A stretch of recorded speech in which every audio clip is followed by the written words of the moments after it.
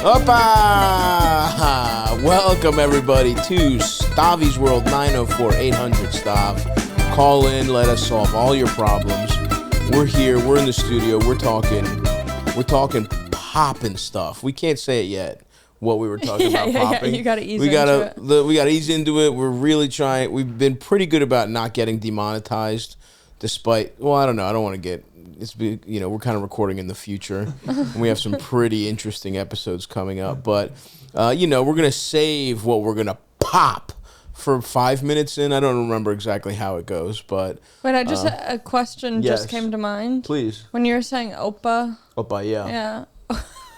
Wait, no, I just had like 5 thoughts at the same time. Please, no, great. Opa Gangnam Style? Is it Grease inspired at all? No, I don't know what that was. But it was interesting to be like, maybe we're not so different. Yeah. Because the Greek people did latch on to that, and they were like, this is interesting. They're fine. Because I will say, Greek racism towards Asians is like, almost like patronizing. Like they think they're like cute little guys. Yeah, you know what I mean? Like, aw. It's very infantilizing. Yeah, exactly. It's a little bit of that. Or like, obviously, and the only like Asian person Greeks respect, at least 10 years ago when I was, and I'm only talking about my racist, stupid family, by the way. Yeah. That's another thing you realize when you're foreign.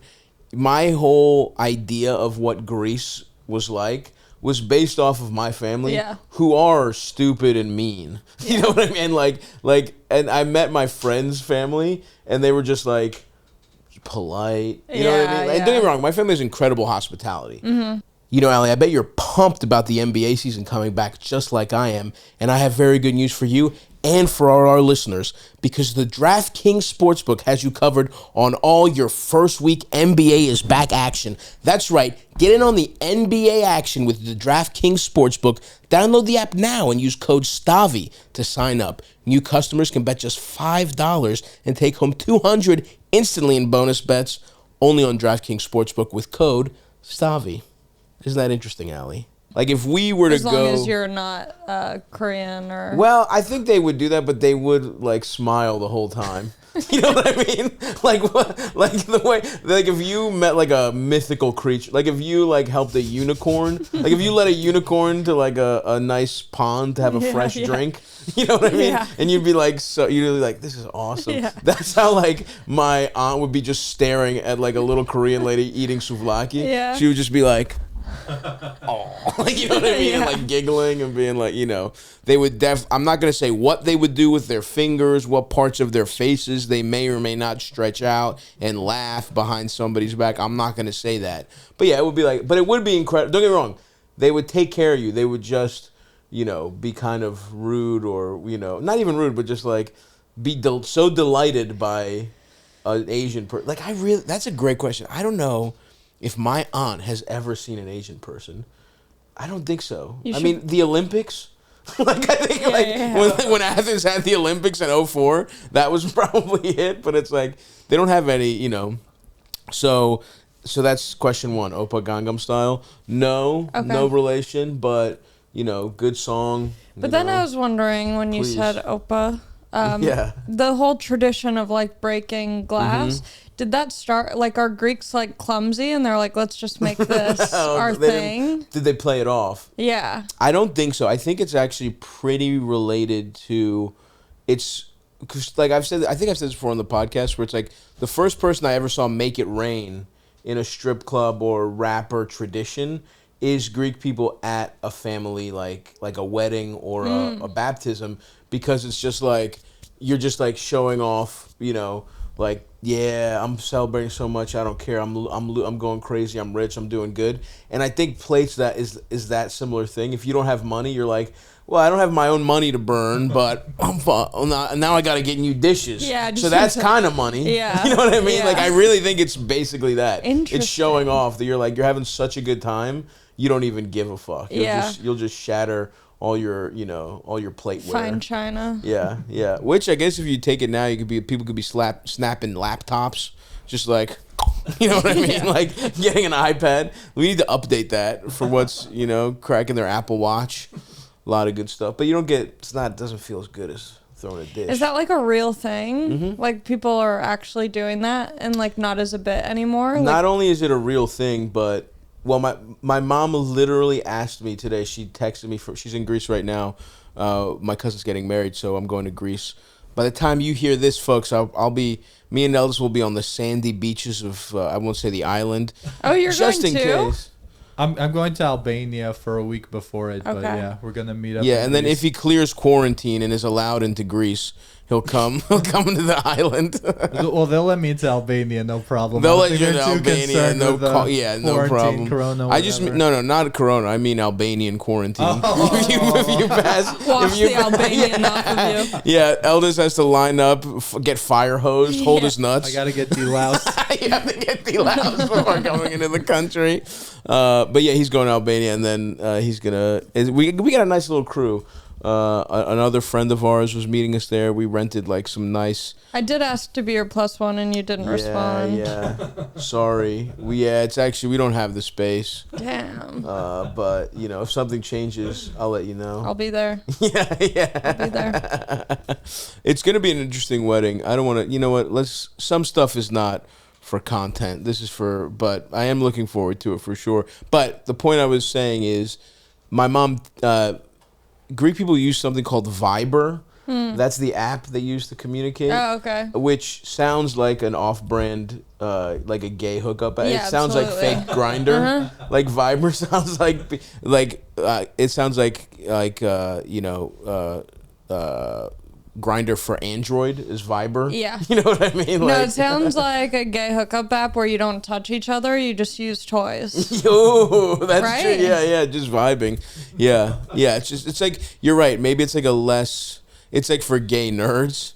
They're like, look, we can't just meet up and you won't find me on all fours, asshole pre-lubed on Viber. That's Grindr. They take it slow. Viber, maybe we have a little salsa dance. We salsa dance. You know what I mean? We play some merengue music and then we kiss for a long time. That's beautiful.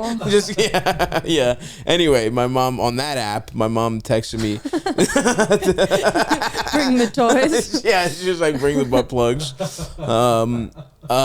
She texted me to bring, she asked for at least $200 in ones to toss for the wedding. Wow. Like, my mom is ready to make it rain at my cousin's wedding, and she was like, oh, I can't believe it. I forgot the $100. Do they not have ATMs? I don't know. Well, euros are the $2. It's all up until 2. It's coins. So to make it rain, you're just fucking whipping euros. You leave your wedding with a black eye. You're fuck. So yeah, I think that, and there's something about I know the euro also. It's like that plasticky money. It's not for making it rain. No, there's no it doesn't fly. Feel nice. You can't do this. That nice paper dollar. And then what happens? Like the bride and groom at the end of the night, they just have to sadly sweep up. You sweep up. Yeah. And hey, bride and bride, you fucking bigot. Oh, my bad. Okay. I didn't know they allowed that. How dare you? Greece. Yeah. Wait, so you're going to a big fat gay wedding? Big fat gay Greek wedding. Yeah. Where's that movie? I'm trying to pitch it. Damn. I'm trying to pitch it right now. If I have to get sucked off by one of my cousin's gay friends to get it greenlit, so be it. Yeah. I'll do whatever it takes for Hollywood. So now, do you worry about? Because I'm always in my family. If they were making it rain at a wedding, I know that me and my dad would be, swiping our feet on the floor. Your dad would absolutely have a shop vac going. Your dad would run a shop vac through his pant leg, and he'd cough. He'd be like, oh, to try and get the sound. He would get the quietest shop vac possible, just suck up as many dollars as possible. He shows up in a Ghostbusters costume. He's like, guys, look, I got fireworks for the bride and groom. And while the sound, everyone's distracted, he's just. Does anyone do that? No, it's very poor form to steal the bride and groom's dollar bills. To my dad. When we were little kids, we would do it. That was always a fun thing. Like, the person who always does it is like a 4-year-old, and it's really cute, and you might let him keep $5. And exactly. You know like a 4-year-old isn't like, I gotta get hundreds. They're like $10. I could buy anything. Yeah. I definitely remember being a little kid and and trying to steal the money. But yeah, it is really funny because you do have like some old guy on sweeping duty. Yeah. Just like, but they put everything in like, you know, garbage bags like a stripper. That's at nice. the end of the night. It's really cute. Yeah. So I'm excited for that. I got my Hawaiian shirts. I'm going to be packing light. What's the weather going to be like? Just nice, I hope. I mean, you know, it's Greece. Greece now is so great. I mean, if it's not on fire, there's always like wildfires in Greece because it gets. People think of Greece as like. I mean, you only think about the beach, but it's like kind of arid and deserty. So it's like if there's not enough like rain, like I feel like every year I go, some part of Greece is burning like fucking crazy. But you know, hot as shit, beach. I'll just be lounging. I'm going earlier than the wedding, and I'm not telling my cousin so that she doesn't make me do anything. Yeah, you know, that's smart. I'm just gonna show up day before the wedding, like they'd be like, "You're so tan." Just got here. Yeah, you seem relaxed. Yeah. I had a really nice, easy flight over. But yeah, I am. It'll be nice. I mean, I'm trying to think. I haven't really gone to too many weddings. Most of my friends are losers. Yeah, they're just like not. They're losers. They're just scared of being married. I had went to one like college, one wedding right out of college. It was really fun. I accidentally did. I was trying to microdose acid, and I just regular dosed acid. And me and the fellas were fucked up for that wedding, but it was so fun. I'm like, you know. I'm like dancing with the groom's mom just on acid. I'm just like, you know, flirting with his mom, being like, telling his dad I'm gonna fuck his wife, stuff like that, fun stuff like that. They loved it. I won't say their last name, but it was the groom's father's name was Dick, and I called him Big Dick. Yeah. Got a kick out of that. That's great. You have to. If your name's Dick. Big Dick. No one was doing it. Lil Dick. No. Well, his son, whatever. I don't want to say who. I mean, it doesn't fucking matter. No one will be able to track these people down. But he has someone in his family. His son is named after him. And we would call him Little Dick in front of his dad, and his dad loved that. His dad loved not only being Big Dick, but having a position of authority over his son. Really, and letting him know his dick was bigger than his. Same guy let us go in his hot tub. It was just 7 bros in the tub. That's beautiful. just sipping on Bud Lights. It was college was pretty fucking wild. Are they still married? Still married. Oh, that's good. I know. Really good. I feel like a lot of college weddings people get married right out of college. Yep. It doesn't work out. I had a friend from high school who got married, and I wasn't invited to the wedding, but they're like, you can come and crash like the party thing. Yeah. And it was like a bunch of people from high school. Wow. And I kind of like... Was it recent? This was like 4 years ago. Okay, nice. Or no, this was probably 3 years ago, because they had the wedding at the height of Corona. Oh, wow. Nice. It had been rescheduled once because of COVID, and then the second time they're like, we're just doing it. Yeah. So it was, I would say, like maybe 3 years ago. Okay. And it was so many people from my high school, and so I was like, I'm not gonna go to the 10-year reunion, but like this is like my moment to kind of shine. Yeah. Let all you losers know what's up. Yeah, and it was so fun. Yeah, you did. Oh yeah. You went in on them. Everyone's like, how's Hollywood? Like, it's great, bitch. Yeah. Thanks. Yeah, it was great. That's awesome, and that's interesting too, because you were going completely sober. You're sober. Yeah. So it's just revenge. It's not even having a good time. No. It's just like show up, look better, probably than you maybe ever have in your life. Like, how much did you try to look hot? Oh, so hard. Yeah. I wore like a sexy little, but classy little dress. You don't want to be trying too hard. Yeah, and it was nice because I just got to go to the fun part, and then I left kind of early, so people would be like, she probably has to get back to doing big stuff. Got to go open for Rogan in a arena. Yeah. You know? Sorry, I can't stay out late. Yeah. Got to do a 15,000 seater, but have fun at your real estate job tomorrow. Was there anyone in particular? Was there like a person you really wanted to get revenge on? You're overdoing it for effect? Yeah. I respect real estate agents. I felt bad as soon as I said that. I'm like, there's nothing wrong with being a real estate agent. We need you now more than ever. It wasn't even like, it was honestly, I think I like overcompensated by like pretending to be a bitch just now, but honestly, it comes from a really sad place where there's like 3 guys who I was like in love with in middle school and high school. Right. And then they were so repulsed by me, so I had to just go back and just kind of be like, hey, Trevor. What's up, Trev? Hey, Trev. I'm looking hot now.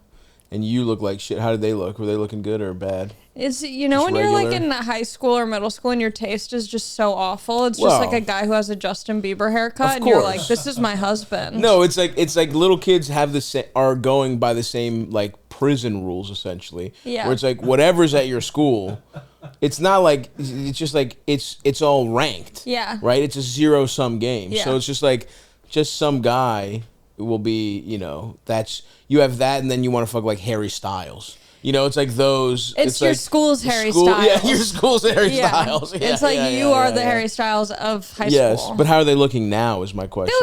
They look they look like they did in high school. Like they're cute. They're cute, you know, but... No one's downfall has come yet. But if I had... Because that's my favorite is, you know, waiting on the downfalls. Yeah. Although I didn't have too many enemies in high school or anyone that I really... It was more same thing where it's like I just wish any girl in high school would have not even had sex with me, just like showed me your titties once. Yeah. You know what I mean? Like one girl from high school would have just been like, you know, giving me a little smooch.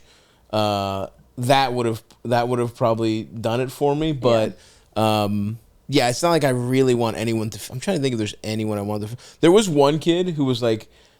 I didn't get in many fights, and I got into like he was like this scrawny little kid, and he just was like, I don't know, I would obviously have a big mouth, right? Like I would roast people, and I think he was just, people would roast him in general. He was a skinny, effeminate child in Baltimore City public schools, and you know, a lot of homophobic slurs, not by me. A lot of homophobic slurs were hurled at him, you know. And I don't even think he was gay. I just think he was like a slight, you know, a kid who like he was just like a skinny kid. Yeah. And for some reason, and look, it's every man for himself in high school. So it's like, I think he was just looking around and he saw fat and white and he's like, all right, I'm not doing good with anybody here, but maybe I can get the fat white kid. Yeah, you know what I mean? And so like he went after me, like he went at me so like saying really crazy like out of pocket shit to the point where I was like, what? Everyone was kind of like, what the fuck? I was like, I just have to hit this kid. Yeah. Like he was saying that that level of fucked up shit to me. So I just like you know, I still remember it, and it's like it got broken up fast, and I was kind of embarrassed because I'm like, damn, he got to me this much, and like, you know, I had anger problems and my dad had anger. I hated when that would happen. So you're just sitting there in that post-anger thing. But I was still like, fuck that kid. And for years I harbored this grudge. I was like, that kid did not have to go after me that hard. And then I worked at a community college, and I was at a testing center at a community college. And I see basically people, this was maybe like, you know, 6 years after. It was like a shitty job I had while doing comedy. So it'd been like maybe 6 years after school, and I see a name that's sort of familiar, and I'm like, huh, that's interesting. I don't remember, and I'm like, who the fuck is that? Did I go to like school with him? Because I was like, I was gonna have to check him in person, and I searched his Facebook because this is the Facebook era, and it's the same kid I got into a fight with. And he is jacked now. He is like fucking like 250 pure muscle. No way. Like, yeah, he might have had a growth spurt. Like, and he looked the exact same. He had this same baby face. He was one of those kids who like had like a really short cut. Like even when he was young, he had kind of like just stubble. You know, like a really. And now he's just completely bald. He just looked like this. He was a jacked bodybuilder, and I saw that, and I was just like, hey guys, I'm gonna go to lunch real fast. And I just completely ducked this kid, and I even like waited and like I knew how the community college was laid out. I knew a place you could like watch people go to the testing center, and I was like, just like a sniper. You're like, I was such a coward that I just like fucking wanted to see him enter and be like, fuck, it is him. Like I was, part of me was like, it can't be him. This was like, and I was like, and then I just like, and then I think you can like look up even like his info, because it was like I worked for the school, and it was like from, you know, I was like, fuck, this is the kid. Yeah. And I just like waited for him to fucking leave. Dude, I bet if you like stayed there and like saw him and talked to him, he would have been like, I wouldn't be this jacked without you. Yeah. Thank you, brother. Yeah. Well, one other time he kind of snuck up, like he, like I just wasn't, you know, I just wasn't, it's not like I was a good employee. This is one of those jobs you do when you're doing open mics and you're hungover. And one time he did, like much later, he checked in, and I didn't even see the name or anything. I just saw him, and I was just like, kind of froze. I was like, hello. And he was like, I think he looked at me. I also looked different because it's really funny because I had long hair in high school. Like I actually look closer to high school now. Like obviously I look like shit. I look like, you know, my life went bad for 15 years. You know what I mean? You go up to him and you're like, this is because of you. yeah. But like I had like, not without balding. I just had long hair. I had like stubble, whatever. I didn't have glasses. And by the time he saw me, I was rocking like everything completely bald with like these glasses. So there's a chance he didn't see my name. Right, so there's a chance he didn't know who I was, and we kept it very polite. But then just seeing him in person, I was just like, fuck, that really is him. And he still had. It was funny because he did have, again, he's not gay. I'm not being from him for being gay, but he had a weird little voice. And he was so jacked, and he still had that weird little voice. And part of me was like, you know, even being scared of him physically now, I was like, fucking pussy, fucking little bitch ass voice, you know, a little fucking high pitched voice, motherfucker. In my head, of course. In person, I was just like, your test is at the back of this room 3, sir. Good luck. Please see my colleagues. They will be proctoring, and you should have everything you need right there. Thank you.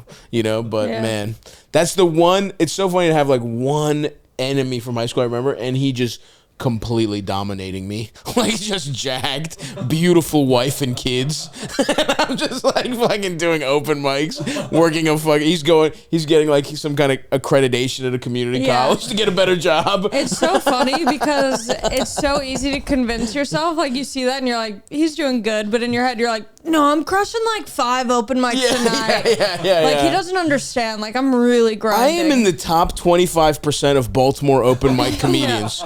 Very soon I will be working at Magooby's Joke House regularly. Fuck. Yeah, but everybody else, actually, I liked my high school. I just didn't get pussy. That was my one thing. That's tough in high school. That's like the one thing that you want. That's the one thing that you want. That's the one thing. But at least I didn't have enemies. Although I do wonder if I am certain people's like 'cause I definitely, in my head, it's like the Liz Lemon 30 Rock episode. Do you know that episode?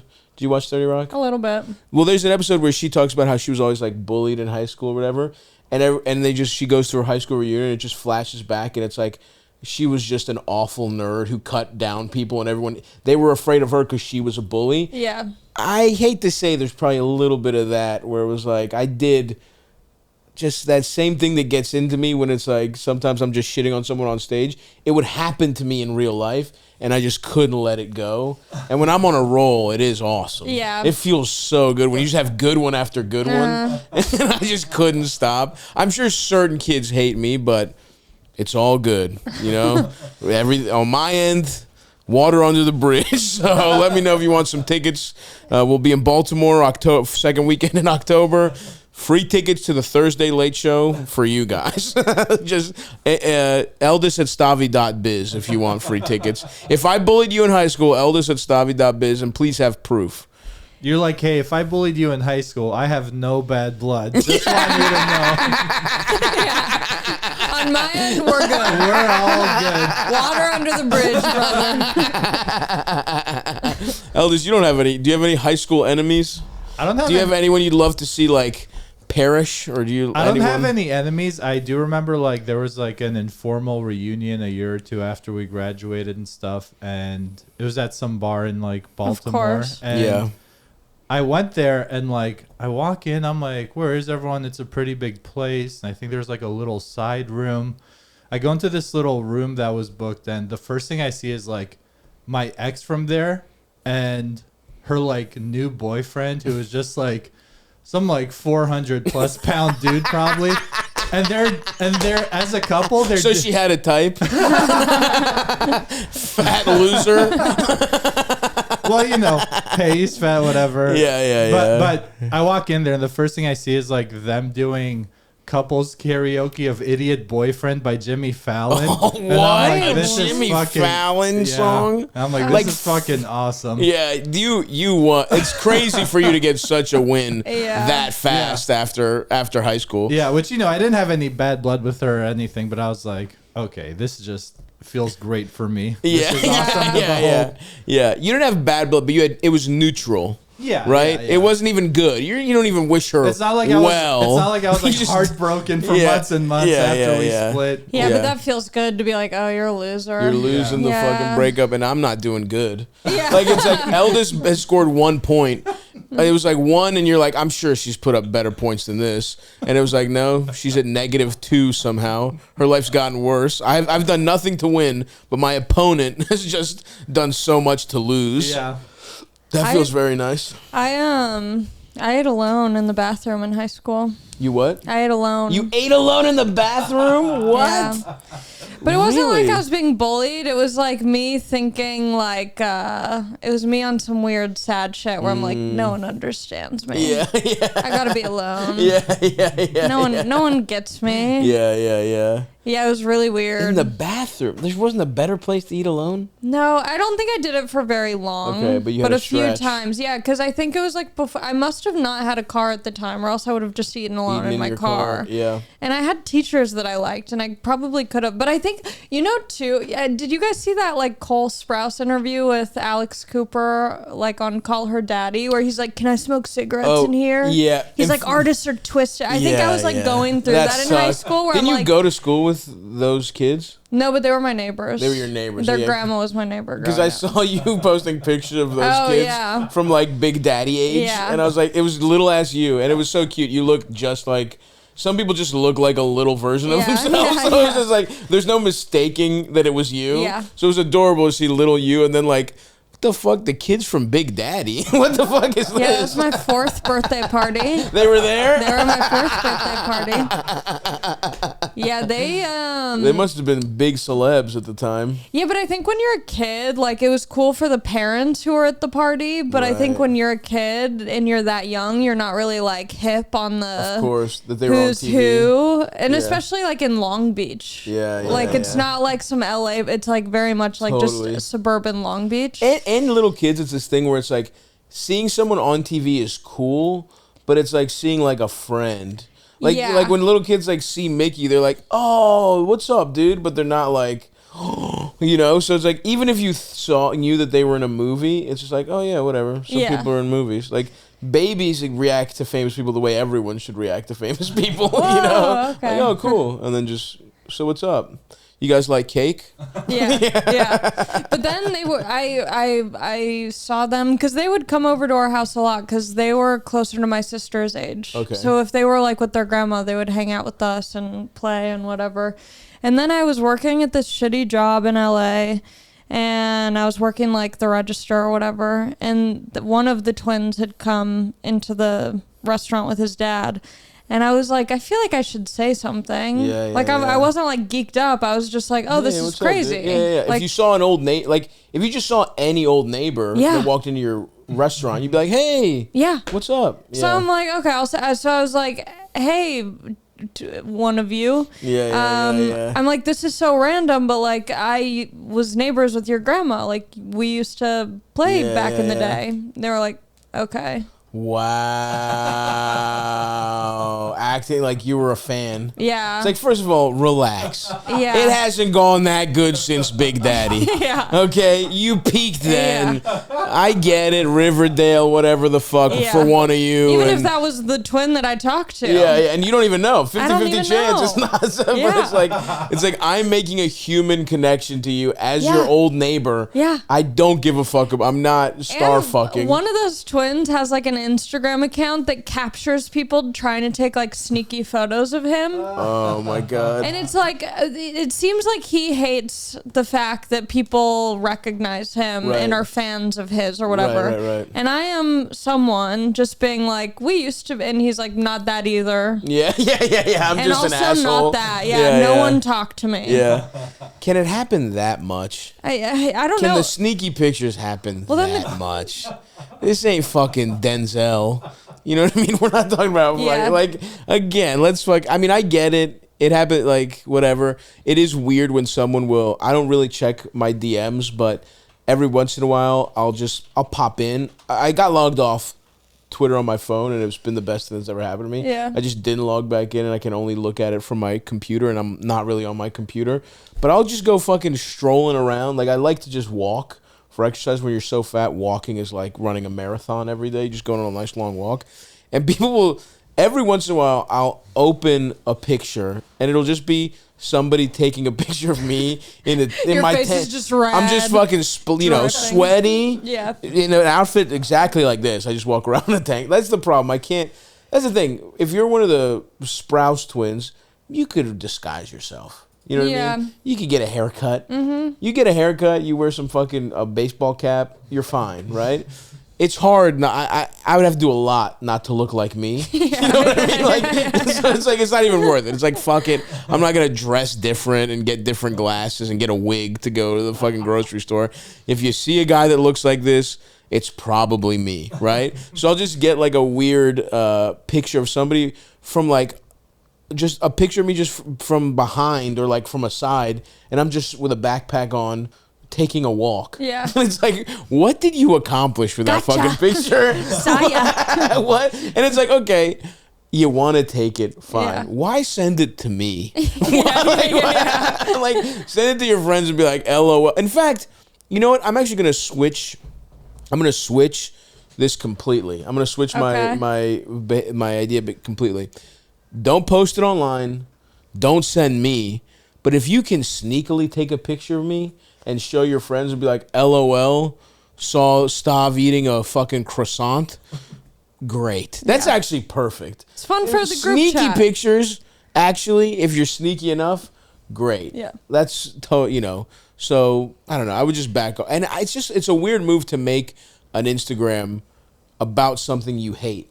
Because you have to think, by making that Instagram, you're kind of telling people, you might get on this Instagram if you take a sneaky picture of it. You're only perpetuating it more. Yeah. It's fucking, that's weird behavior. But yeah, that interview was so, in fact, when I did Tim Dillon's show, he played it.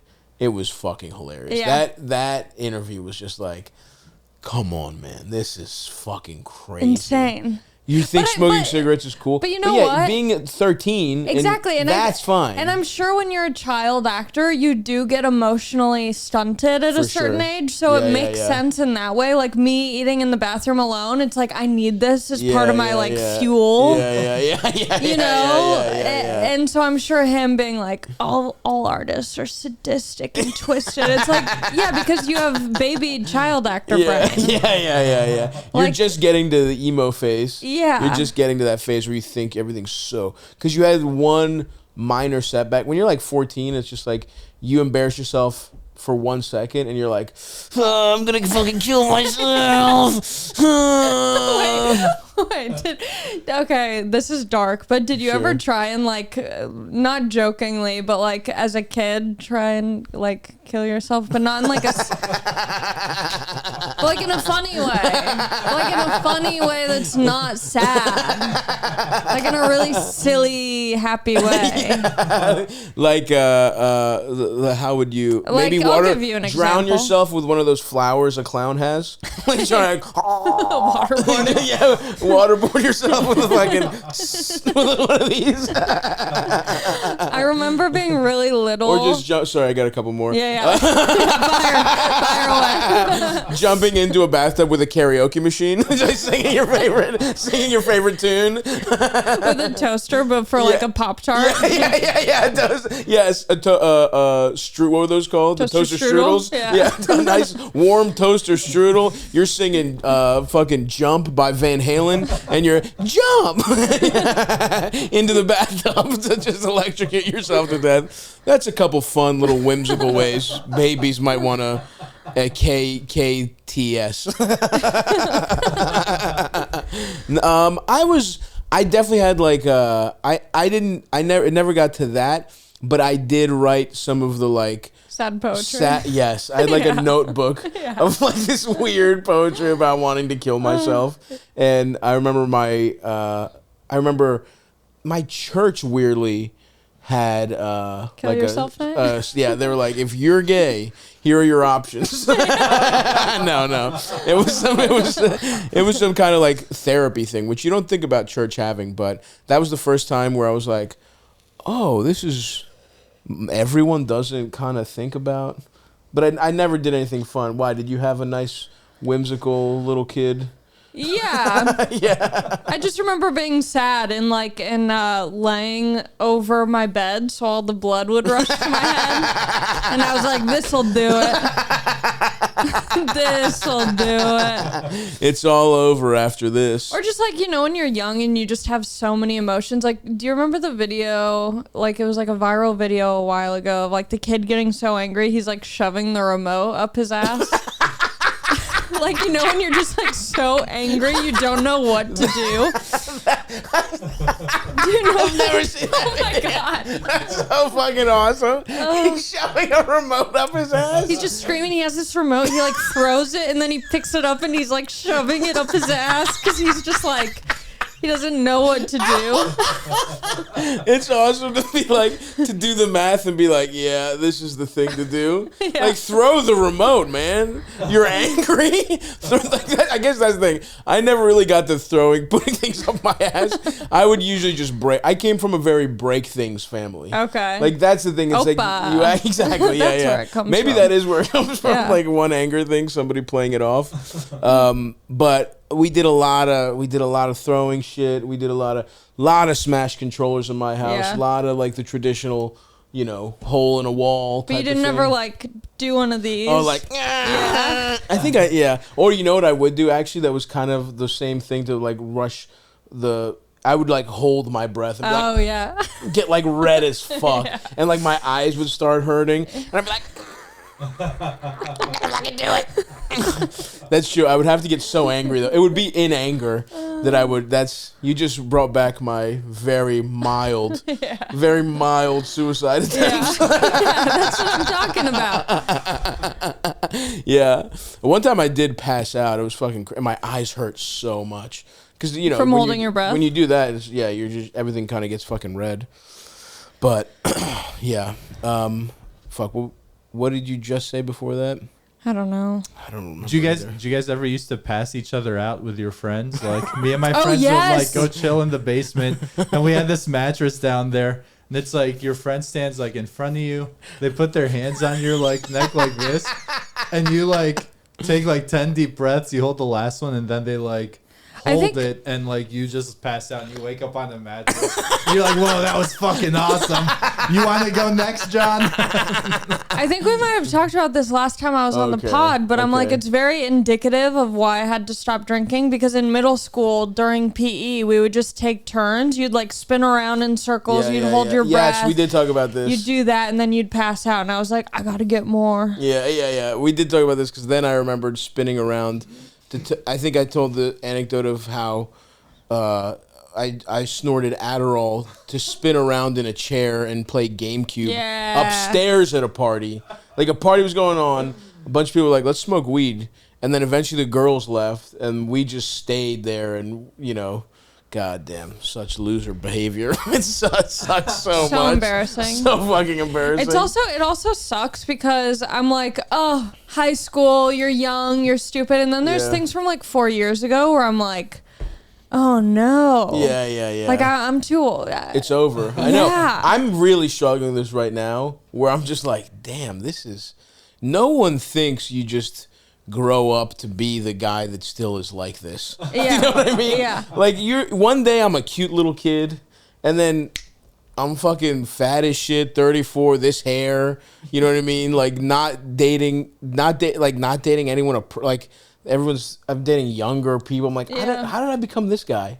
How did I become just like, how do you become like the fat piece of shit? Where it's like no one dreams of this, who still gets fucked up, who still just doesn't have a good sleep schedule, who just like, you never think you're just gonna keep acting like a little ass kid. Yeah. You think you're just gonna be like as a little kid, you're like, well, you grow up, you have a family, and it's like, damn, I'm about to be 35, still just acting a fool. You know. Yeah, and then you see the people who do have families, and you're like, oh no, you're also like. Yeah, for sure. In loser mode, like we're all just in loser mode. What is the right way to behave? It's tough. It's tough to say. I mean, one of my brothers is such a pure family man that I think, but also he has no mental illness. Mm-hmm. He's just a good, nice person. That's cool. And so I think maybe that's how it should be. Is you just like, you actually just want to have a family and you love it and you love working hard. He loves his job. Yeah. He's really good at it. He's personable, you know? But that seems kind of hard. I feel like almost nobody behaves that way. And I think doing embarrassing stuff is still fun, because then you look back on it and you can acknowledge that it was embarrassing. Mm-hmm. Like at the time, you're just like, no, this makes sense. I'm like aware of what I'm doing, and I won't look back on this and be embarrassed. And then you look back and you're like, oh, that was embarrassing. Of course, it was embarrassing. But it was like obviously what I wanted to do at the time. Yeah, it's true. But, you know, sometimes you want to do really dumb bullshit. Yeah. You know? Like when I had shaved my head. Yep. I liked it fully shaved, but that growing out part was so fugly and terrible. And I'm like, thank God I was just delusional and so confident. Because looking back, I'm like, how did I have friends? Why did people still talk to me? It was weird. I remember that. I was like, oh, that's funny. Oof. I remember when you did it, I was like, oh, yeah, that makes sense. Yeah. That's funny. She's going to do this. And I thought you would have this exact thing where you're like, why did I do it? Like, it felt like the kind of thing that not every girl does, but like half girls do, where it's like they think it's gonna work for them. Yeah. And exactly what you're saying. The completely shaved thing is a cool look, but the middle grounds are so spiky. Weird. Yeah. Spiky middle grounds. And then I was just bleaching it, and it was like I looked like a Barbie doll that had been cut. Yeah. Is that when you were an extra in Shia LaBeouf's art piece? Oh, Is that what your hair was like? No, it was, I did that afterwards. Oh, okay. And I kind of tricked myself. I was like, oh, I'm going to shave my head and like kind of like have a fresh start. Because that was really embarrassing. Oh, you did it after the shot. I did it after. Because Anthony DeVito was just here and he was talking about how he like would hang out at that Shia Wait, LaBeouf really? thing. Yeah. Because he did a thing where, that's DeVito. Okay, I need to talk to him. You should talk to him. I was telling him we should have you both on. Because that was truly like when I was talking about embarrassing things as an adult, that was the only thing I was thinking of. And Which was what? Can you give a little backstory to everyone? Yeah, I sipped some of the Shia Kool-Aid and... and you were, what, you were 22? 22 or something. Yeah. I don't know. Wait, when did Trump get elected? Because that was what was happening. Oh, that was like what ignited the Shia thing. Shia standing up against Trump. Yeah, you were part of an anti-Trump. It's so Shia embarrassing. LaBeouf led demonstration at the Museum of the Moving Image. Yes. Right? Yeah. Wait, but what year was that? 2015 or 16? Mm-hmm. So, what's the math on that? I don't fucking know. 8 years? 7 years. So I was 20 years old. Okay. I'm 20 years old. I'm in New York, one of my early trips here to do comedy. Yep. And, you know, comedy's just at nighttime. During the day, I see, Shia LaBeouf pop-up thing. He will be there. You see it just on the internet? Yeah, so, it was like on Twitter or Instagram or something. And I was like, fuck, like I could just like kick it with fucking Shia LaBeouf. You were a big Shia head at the time? I was a big Shia. Yeah, always. Eagle Eye? Was that your Holes, thing? Disturbia. Holes, of course. Just Holes was a great book as a kid. I love that shit. Yeah. But I fucking love Shia. yeah. It was definitely that was where it was like, okay, it's over. But he was still pretty high up. Yeah, and he was just doing weird shit. Like, it was at the time when he was doing, like, the bag over his head and just being a weird fucking... And he had the thing where you could just do anything you wanted to him. And he claimed somebody raped him, I think. Yeah. He claimed somebody, like, he did an art piece where you could just walk in and do whatever you want to Shia. And he said, like, I think a lady sucked his dick or something, which... You know, just like you could say no. Like, how deep are you trying to go? Art is that you love art that much that you're like. Anyway, whatever. But yeah, I think DeVito might have gone to that, and he would just go and like look at Shia LaBeouf. Yeah, while he was just doing whatever. Well, so then I'm there during the day, and I'm hanging out, and it's like I knew that it was a 24-hour live stream. They had like a CCTV camera on the wall, and it was a live stream. Okay. But in my dumb little baby brain, I'm like, yeah, people have to be watching it at the moment. And that's it. And then it's gone. I forget that like anything that's online stays forever. Oh, wow. So I'm just dumb. So it's there. We can find it right now. Let's not do it. But, you know. Next time you come back, we'll have that ready to go. We'll have that footage ready to go.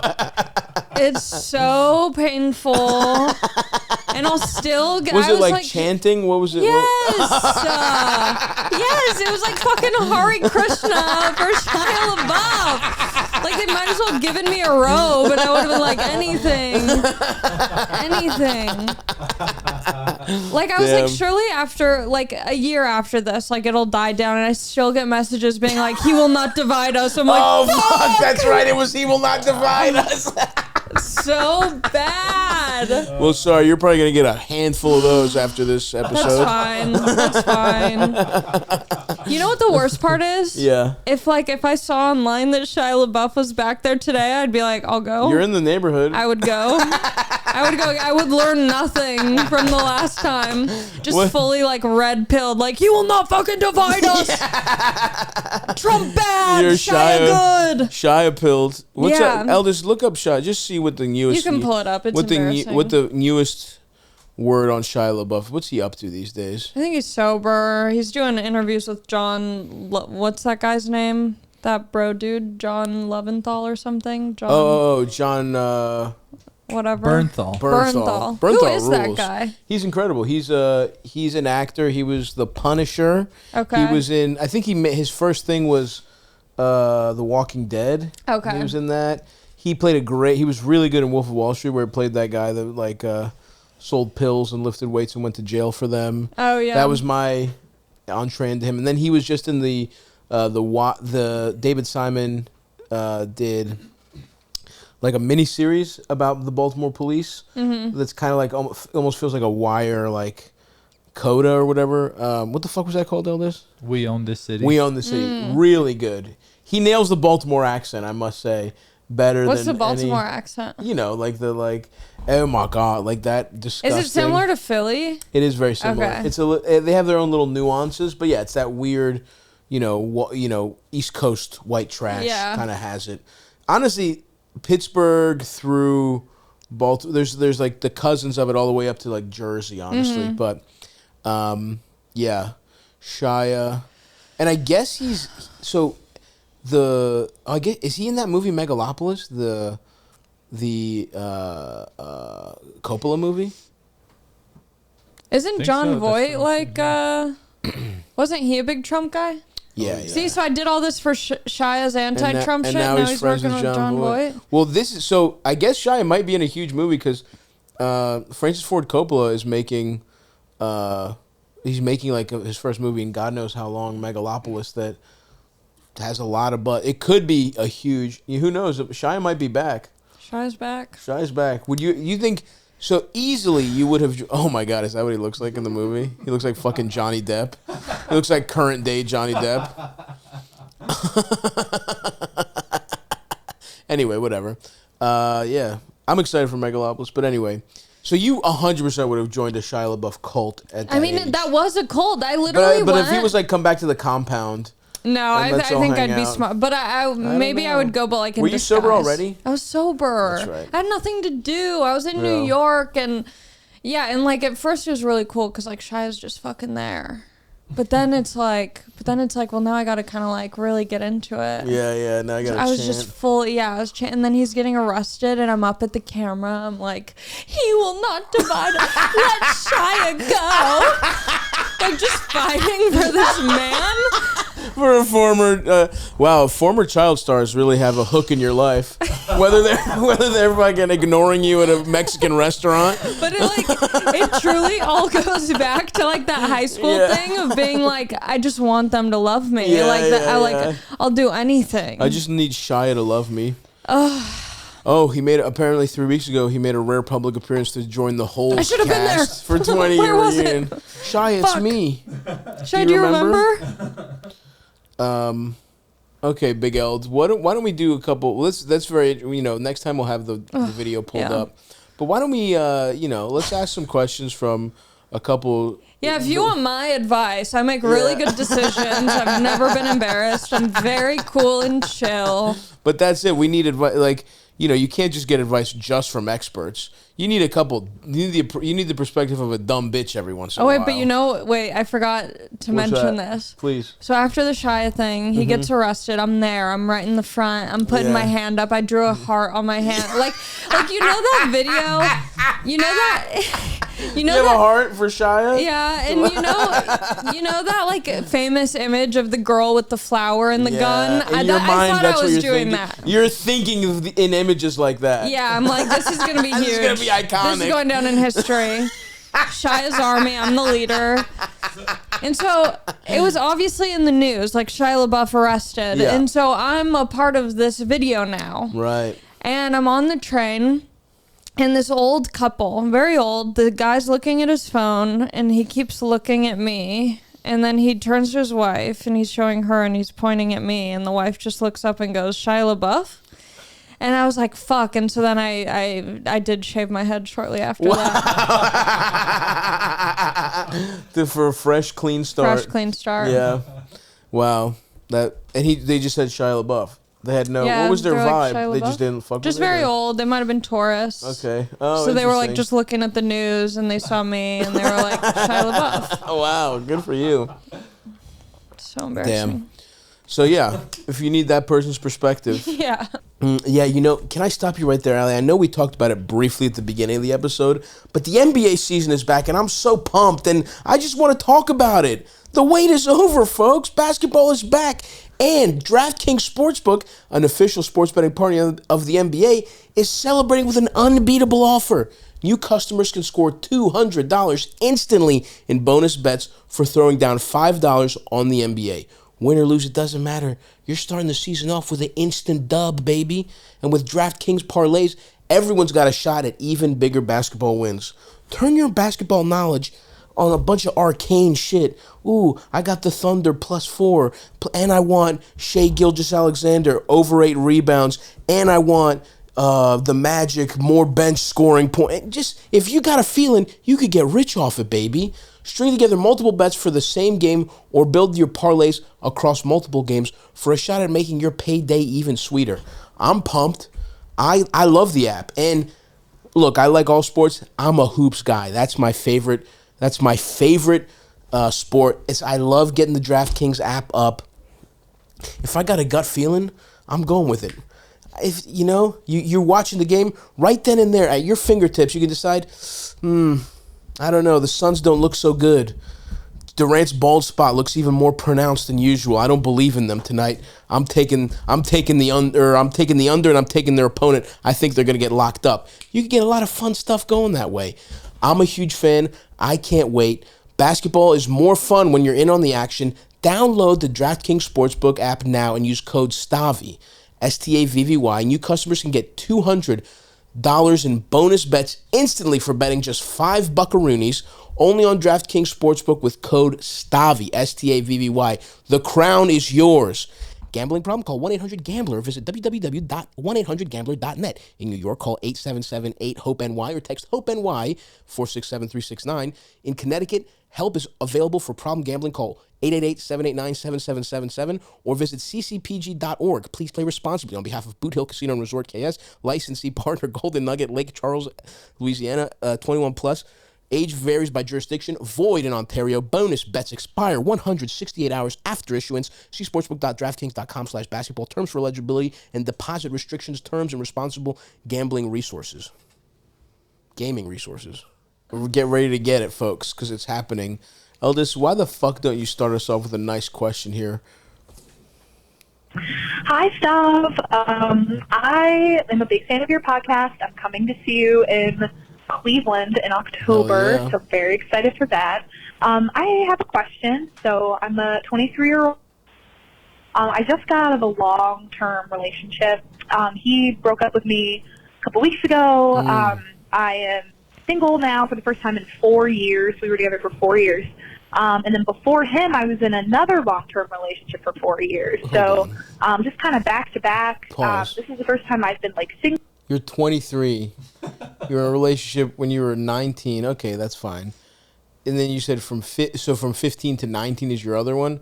That one doesn't count. Let's just start there. 15, that relationship, but whatever.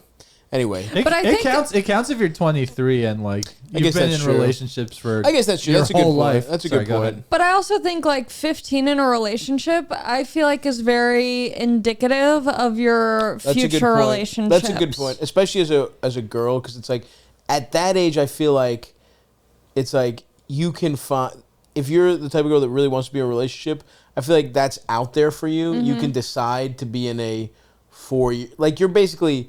Once you give a 15-year-old boy pussy, unless he's some kind of, the 10% of sociopaths that just are pussy getters from who knows what fucked up thing happened in their childhood that made them womanizers at the age of 14. Mm-hmm. If you give a 15-year-old boy a crumb of pussy, he will pledge his soul to you for the next 10 years. So yeah, that's true. It's indicative of the kind of person she is. And also, when you're 15 and you're in a relationship, you're so emotionally underdeveloped, right? That relationship, you're is growing everything. In that, it's you're a hermit crab in a much too small shell. Yeah. And that's what you know about relationships going forward. Right. True.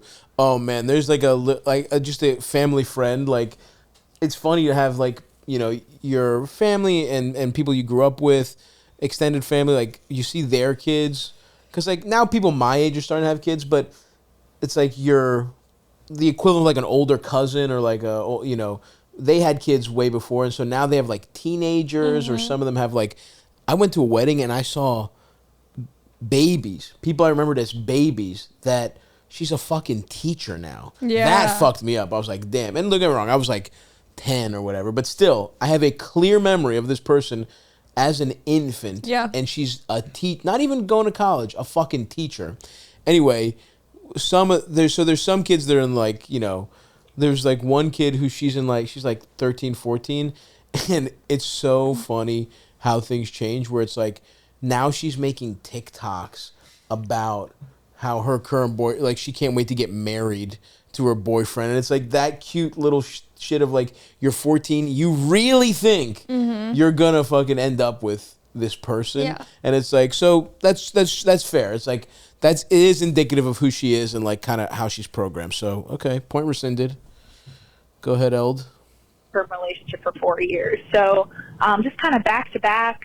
This is the first time I've been single, I guess, in a long time. With no prospect of getting into another long-term relationship, which is good. But my question is that I've been trying to go out, trying to get out of my shell a little bit, very bookish, kind of a nerd, but I'm hoping to get out there, put myself out there, pour it up a little bit. But my advice, my question is that I feel a lot of guilt when I'm out there, when I'm talking to guys, when I'm getting hit on or hitting on people and having a good time. I feel a lot of guilt about my previous relationship and that I still kind of feel like I'm cheating on him. What? But he broke up with me, and it was tough, but I just still feel like this weird allegiance to him, and every time I think about like going home with a guy or doing something with another guy, I just kind of still feel that like prickly feeling. And I'm really hoping to get over that. So if you have any advice for me, just as a single 23-year-old, just let me know. Big fan of the show. Thank you so much. Bye. She sounds so sweet. I know. She sounds really nice. Like, I'm almost like, damn, I want you to just get married and have a nice family. Yeah. You know, like I don't want you out in these streets. You sound too nice. You deserve the best, Quinn. Yeah.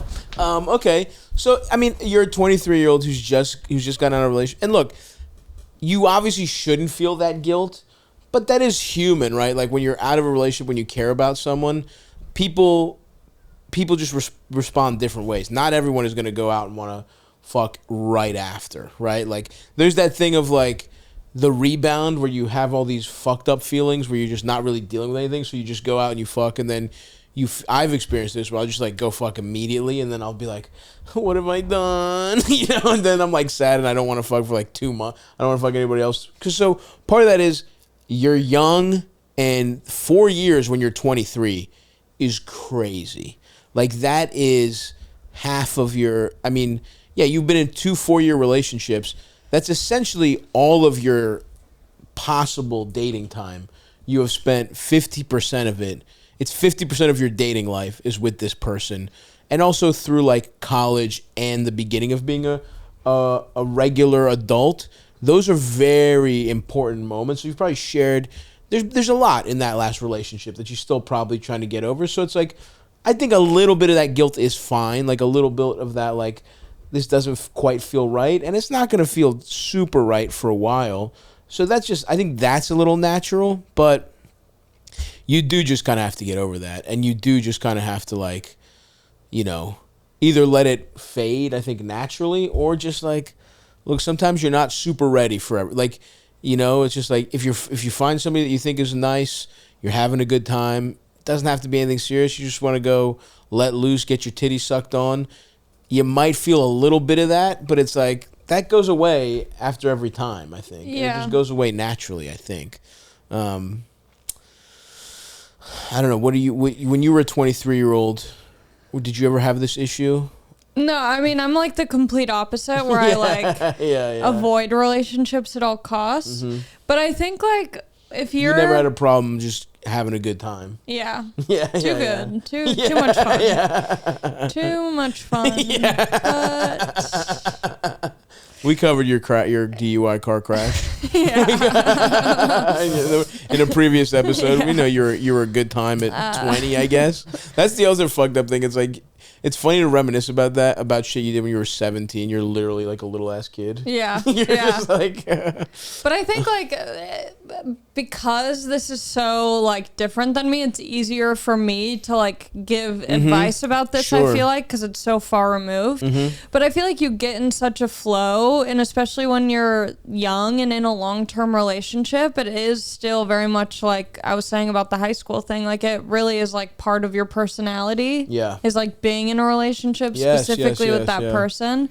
And so I think it's just a matter of time to like get over that. My only worry with her right into a relationship is that if she's having fun and hooking up, like her natural instinct is to like settle down with someone. Yeah. So you have to be aware of that. Right. And when you start getting the feelings, like maybe it is someone that you will settle down with, but try and like keep just the fun, casual part going for as long as possible. I do think you probably, the person we're talking to, should institute a loose rule of no relationship for a year or something like that. Yeah. Something loose. And look, obviously, if you meet someone and you think this is it, that's you know, I'm not telling you if you feel like you've met the love of your life to be like, sorry, a podcast told me I have to suck 6 more guys off before we're together.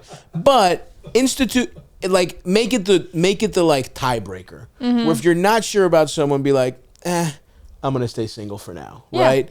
And I think, and it seems like she wants to do that, but I think you're very right. Where it's like, because I'm similar to you, where it's like my default is don't get in a relationship, and I kind of have to fight.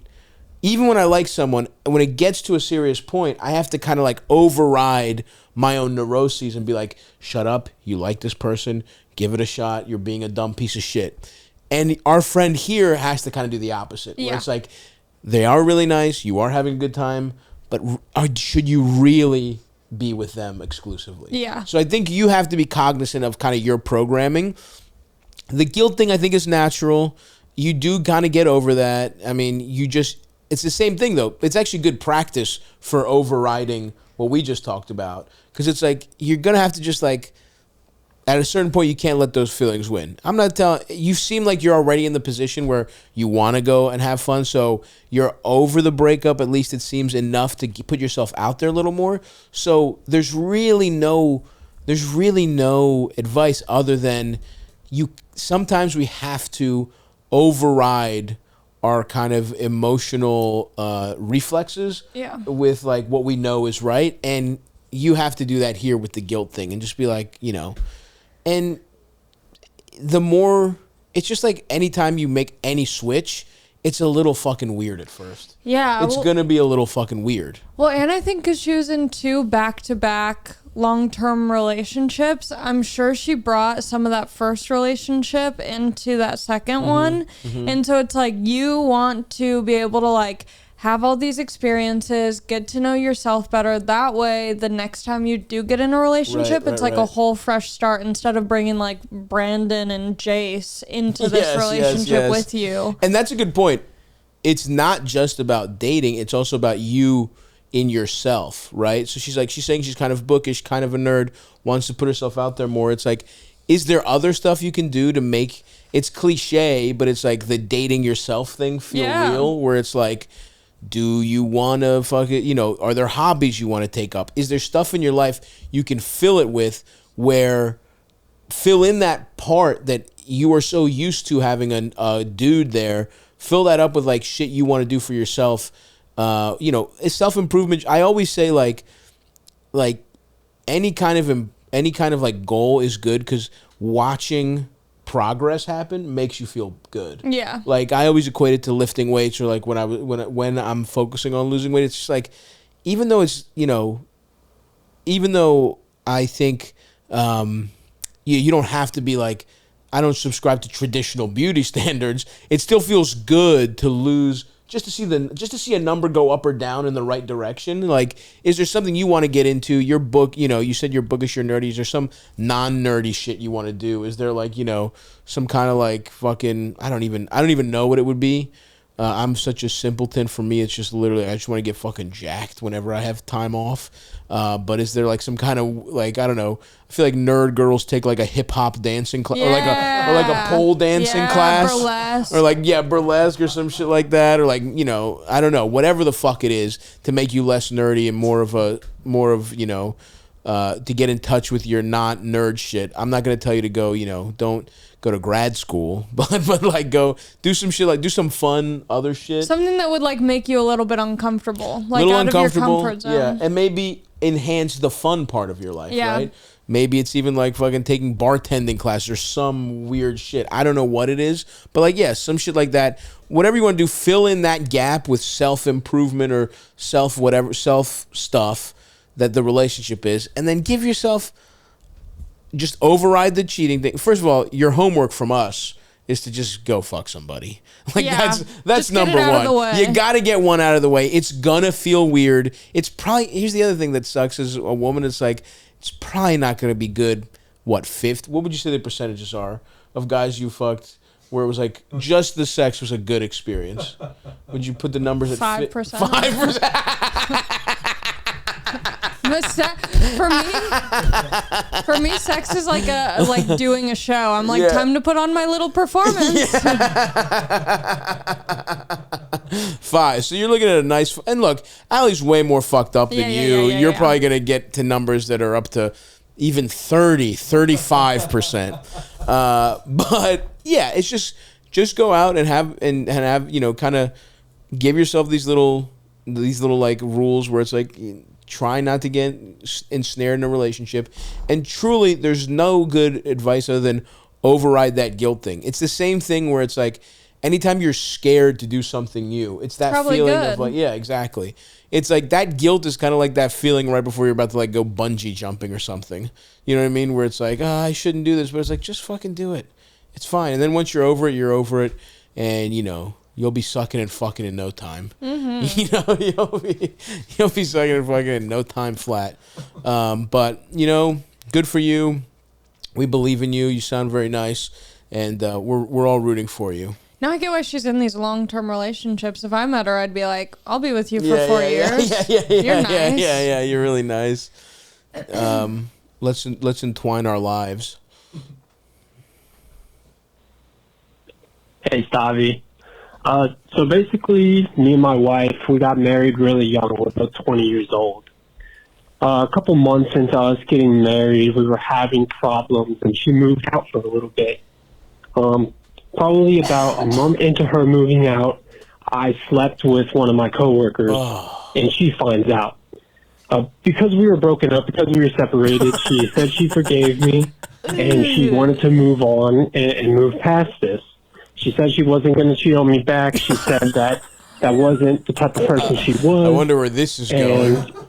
She wanted to move on with the relationship. Well, recently, I've been catching her not flirting with other people, or not sleeping with other people, but flirting with other people. She's going out to bars a lot. She's sleeping out at her friends a lot, What? And I just am not very comfortable with it because even though, yes, I was the one who slept with somebody else, I'm completely loyal now, but we're back together and she seems to be the one that, is not loyal anymore. So my question for you would be, do you think this relationship is irreparably damaged? Do you think that there is any way of us to, make things better, or should I just move on? I mean, I know I'm still so young. I love this girl. She's my high school sweetheart. I don't want things to end, but at the same time, I can't keep going on, being cheated on. So, yeah, what do you think, Stavi? I appreciate it. Damn, this is a hilarious question. By the way, he's worked this. He's thought this over. This is his dry run for having this conversation with his wife. Yeah. Though I know I am the one who did engage in infidelity prior to. Your current behavior is making me very uncomfortable, and I am questioning our marital vows. Even just that last line, I mean, I know I'm still so young. Yeah, it's you like guys he are wants, fucked. Yeah. I mean, first of all, it doesn't have to be over, but you can tell it seems like both of you don't exactly. Really. And here's the thing: if we take the word married out of this, if this is not wife or husband, our advice immediately is this is over. Yeah. Right? But because they're married, it kind of puts that psychologically, it feels a little more serious than it is, even though they're just two dumbass kids that got married way too fucking young. So if we take marriage out of the equation, you have it's kind of hard to, because the fact that you slept with somebody when you were married, even though you're separated, that's a big step. And only a month. And only yeah. Not even a month. I know. Because here's what's going on. You fucked up in a big way doing that. Even though it was like ethically but I don't think it is, though. That's the thing. They weren't divorced. Like, they were... But it's like they're on they a were break. going through you a could rough rationalize, like, sure, that, but... There's also those breaks are always like this like... It's almost like both people are kind of betting on their relationship, where it's like, if we get through this break and no one fucks anyone, that feels good. Yeah. But then then it's like, well, if we both fuck someone, it feels bad, but we can continue. The worst possible thing happened here, where one person fucked someone and one didn't, and that's that just in general is kind of hard to come back from. But I also think we're dealing with signs of immaturity on both parts here. I mean, you just doing it is so immature and shows that, like, you definitely weren't ready to get married. Because if you are 1 month into your marriage or whatever the fuck it was, you can't make it 4 weeks without, you're not so sad. Like what we were just talking about with the last caller, where it's like after a breakup, sometimes you're so distraught, even when you can legally fuck somebody, it's like you feel too bad to do it. The fact that you weren't feeling that way when your marriage was on the brink, like at the very beginning, that you were thinking about getting pussy instead of repairing your marriage that just started, big fucking problem, red flag on your part. But yes, let's say that, yes, you can rationalize this. And even if you can't rationalize it and you did just cheat, but she did forgive you and you guys are building, because that's the thing that everyone always says about cheating is like, if you're gonna get back together after somebody cheats, you have to let that go. You can't let that be kind of hanging over somebody's head forever, because you can't have a relationship that way. So you were immature in immediately cheating the second there was any problem in your relationship. And I think we're seeing a little immaturity on her part where she's like, all right, I just want to get together. I'm fine. I want to get over it. But she didn't mean that. Because it's easy to say, I forgive you. Yeah. It is very hard to actually, in your bones, forgive someone. And, like, that's happened to me in the past with past relationships where it's like, we started rocky. And it was just like, even though we built, like, kind of a good relationship on top of that rocky-ass foundation, that can just go at any moment. And it's not really anyone's fault. You're just kind of always at the mercy of that thing not going. And sometimes it doesn't go. Sometimes, sometimes you could live a whole life on a rickety ass foundation. Yeah. But sometimes a slight breeze blows and that fucking whole thing is toppling over. And by the way, you guys have a one-story shitty shack on top of that little foundation. You don't have a good life built together on top of it. It feels like you're not really in it. It feels like she said something and her actions are proving something different. Doesn't feel like either one of you is that invested. And again, you're young as fuck. If you weren't married, we would tell you 100% this relationship is over. So it's probably over. You know it. You're just kind of... I mean, look, if you do want to work on things, you can have a conversation. The opposite way is... if you want to like take this opportunity and mature, because that's the thing. Yes, you're a dumbass 20-whatever-year-old, but the way people grow up is when things are hard, you actually rise to the occasion. If you wanted to rise to the occasion, what you do is have a real conversation with her and say, look, basically say what you said to me, where it's like, I know I really fucked up. I'll regret it forever. But if we are going to... if we're going to like move forward, you can't, like, you either have to forgive me and not behave this way, or like we have to come to some kind of agreement, because I feel insecure in the relationship, and if I hurt you too bad where this is not going to happen, I understand, and I'll be sad about it forever. But I don't think he will. But he won't. Yeah. None of this will happen. I'm just telling you, if you want to, put on your best. I don't even know, if you want to go put on your best, like, plaid button-down shirt you bought from Marshall's in a box. You want to put that on and really sit her down, and then have a really fancy dinner at Carrabba's, which is probably where you went for your anniversary. But I don't think he has it in him. But I'm just saying that's what you could do, and then you go to counseling and really work on the relationship. But, But yeah, I think to have been married at 20 and having problems 2 months in, a few months in, it's like, and to cheat in the face of those problems. Yeah. Yeah, and also it's like it was one of your I'm just like re-looking at this. One of your coworkers, like yeah. You that's still like see someone her? you see. And also it's like if you guys were willing to put that past, it's like, yeah, she has to, like, if she says that, she has to mean it and like try and like actively not keep it hanging over his head.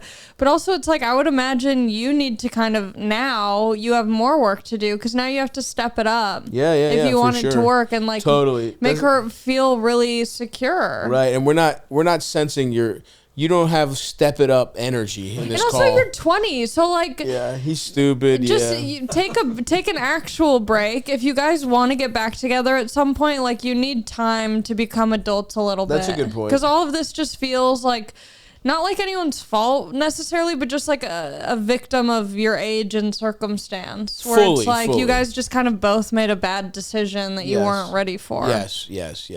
That's 100% what it feels like. So, this is probably over. I mean, he's probably right now cheating on her again. Like he's probably fingering that same coworker. He's gonna be like, Allie's right. We should take a break and find out who we are and just fuck his coworker the next day. He's like, we can get back together at some point. I just got some more work to do. That's so true. On myself and on my coworker. The second he's on another break, he's just fucking another coworker. I also, whenever they say like I slept with my coworker, if he's 20 years old, I'm like, where do you work? Chipotle? It's like such a high turnaround rate. You're so right. Yeah. This isn't like this is not a professional environment.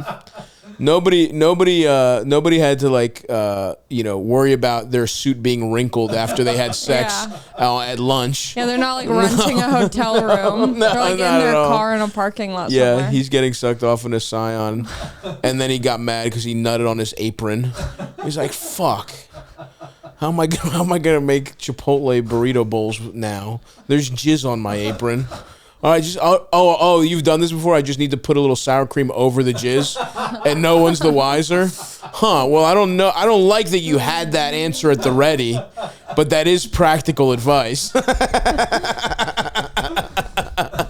All right. Yeah, you're fucked, pal. It wasn't meant to be. But also, you're 20. You're going to be fine. You'll be fine. It's so funny to be like on a date at 26 years old and be like, yeah, I've been divorced. You're like, what? 26 at 22. Yeah. He's gonna be. He's gonna be fucking 22 talking about his ex-wife. I think that's sick. Yeah. I know it's getting to a point where it's weirder that I don't have an ex-wife. Yeah. Like in a few years to just be going on dates and being like, no, I've just been single this whole time.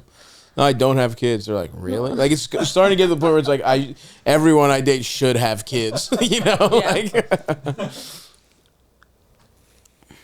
Stav, what's going on, man? Love the show. Love listening to you guys all the time.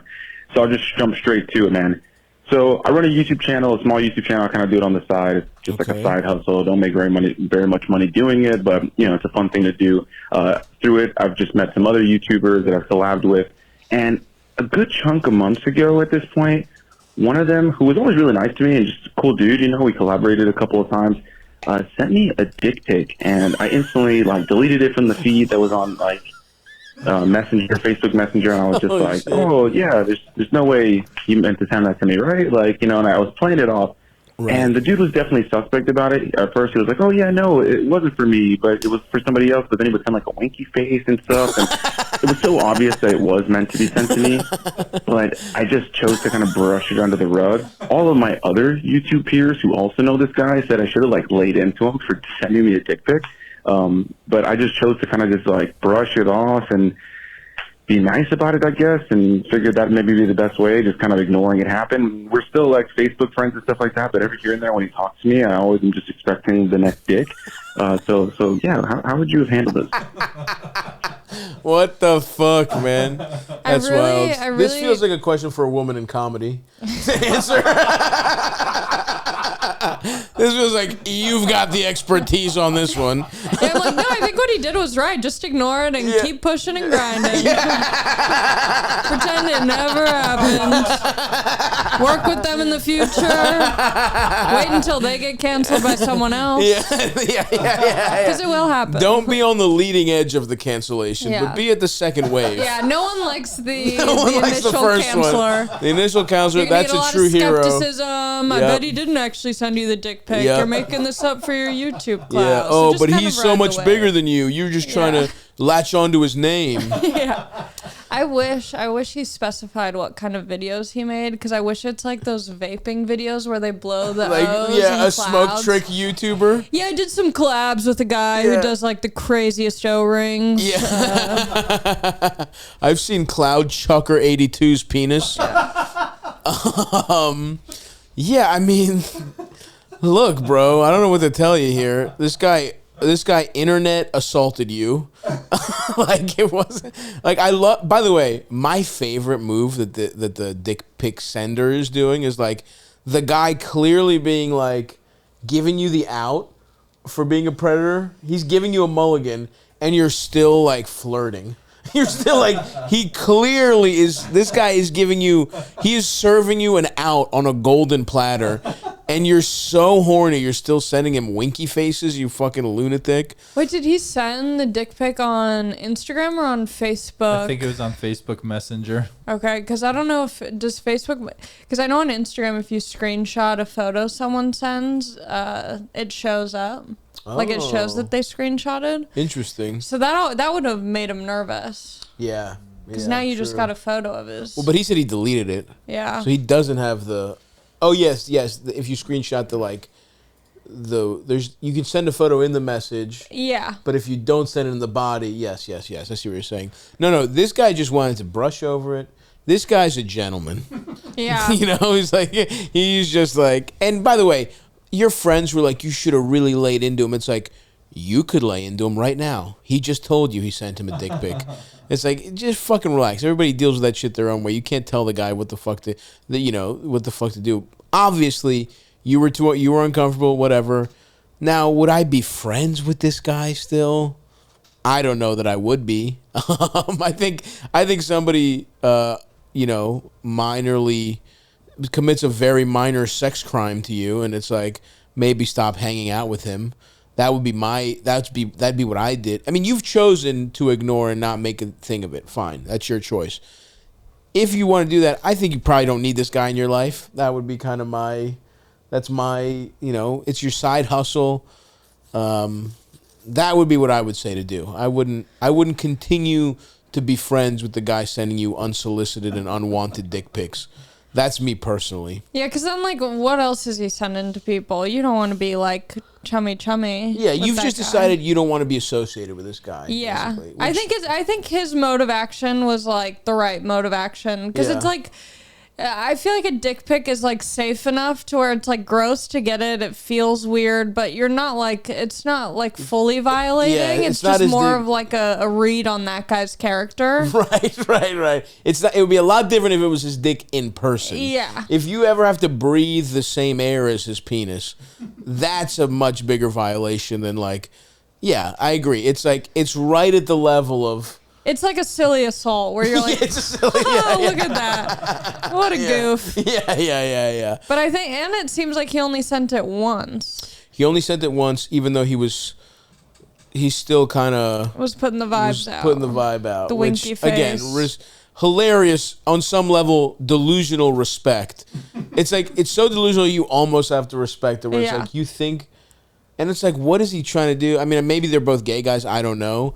But it's like, it'd be really funny if the guy calling it is straight and the guy's just sending, that's a high difficulty move. Well, that happened to my boyfriend. Wow. Where this guy that we know we're like friendly Eldis.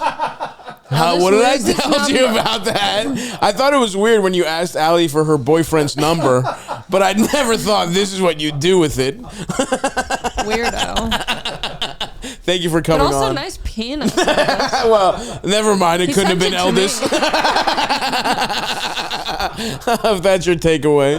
But there's like a guy that we know who like was sending my boyfriend, I think a couple times, dick pics. And the guy who's sending the photos is gay. My boyfriend is, at least to my best knowledge, pretty not. He has some gay moments, but overall pretty straight. Yeah. And it's like, just stop. But it's also funny because it's like, it's over the phone. Yeah. Like it's like I could block his number. I know, it is this weird. I've never understood that level of horniness where it's like you're sending a date. Like, I just don't get that.